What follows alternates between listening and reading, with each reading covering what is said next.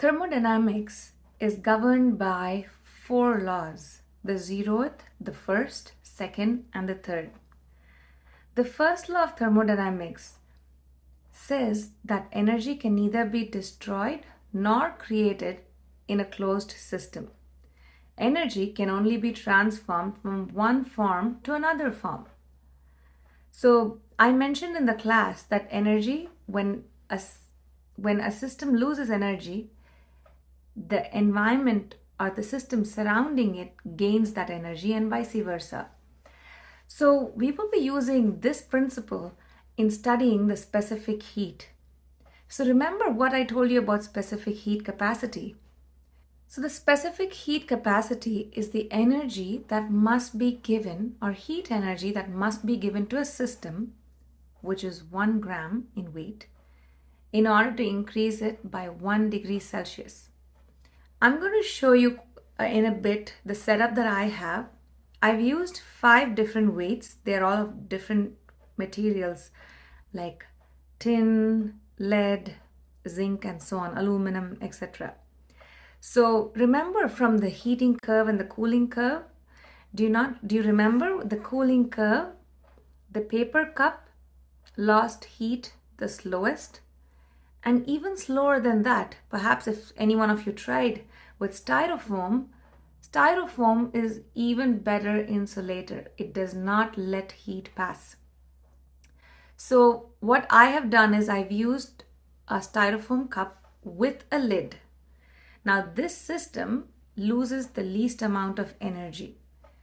And in that cup, I put room temperature water.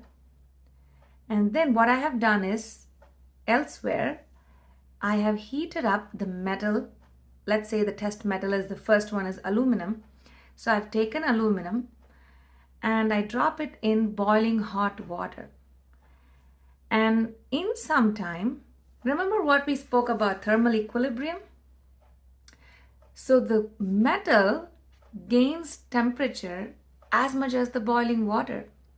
So if the water is 100 degrees Celsius, then the metal also becomes 100 degrees Celsius.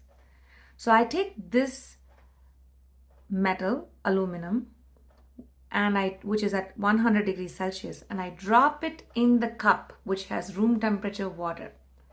Now think about it. I have a hot object and I have room temperature water. What's going to happen? The heat lost by the metal will be gained by the water. And after some time, they both will come to the same temperature. This is thermal equilibrium. So it is this temperature that I measure. And I will show you the calculation as to how we can get this specific heat capacity of the metal. So specific heat capacity is, like the word says, it is specific to a particular material. Like every single material has its own specific heat capacity. So water is 4.184 joules per gram per degree Celsius, and so on and so forth.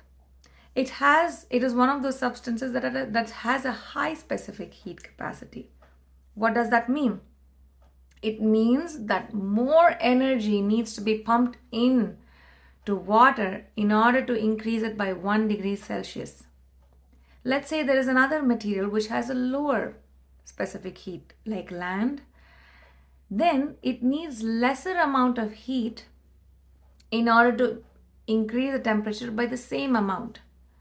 So the greater the specific heat capacity, the greater the heat is required in order to increase the temperature by 1 degree Celsius. The lower the specific heat capacity, the lower energy is needed to increase 1 gram of a material by 1 degree Celsius. So that is just a little bit about specific heat capacity. And now using that concept of thermal equilibrium, using the concept of the first law of thermodynamics, we will calculate the specific heat capacity of certain materials. Here is my calorimetry setup. Step number 1, I put one styrofoam inside the other with a lid and a stirrer. And then step number 2, I boiled this weight in hot water for some time. And the hope is that this weight will attain the same temperature as the water, which is 100 degrees Celsius. And this was at room temperature. What happened? Step number 3 was I took this weight, which is ideally at 100 degrees Celsius, and I dropped it in this cup, which was at room temperature. So according to law of thermodynamics, the heat lost by this metal is heat gained by the water. So here are some of the things that we know already. So I measured the initial temperature of this water. This was 26.5 degrees Celsius. I measured the initial temperature of this, which is 100 degrees Celsius. After they both were brought together, they stabilized at a particular temperature. So that would be the final temperature, which is 28.8 degrees Celsius. And the final temperature of the metal is also 28.8 degrees Celsius. Remember, we are working off of the thermal equilibrium principle right here. So the difference, so the water, I'm going to make this as delta T, which means the difference in temperature of water is 2.3 degrees Celsius. It has gained 2.3 degrees Celsius. What happened to the metal? It lost its heat. It was 100 and now it is 28.8. So it lost heat. So the difference in temperature of the metal is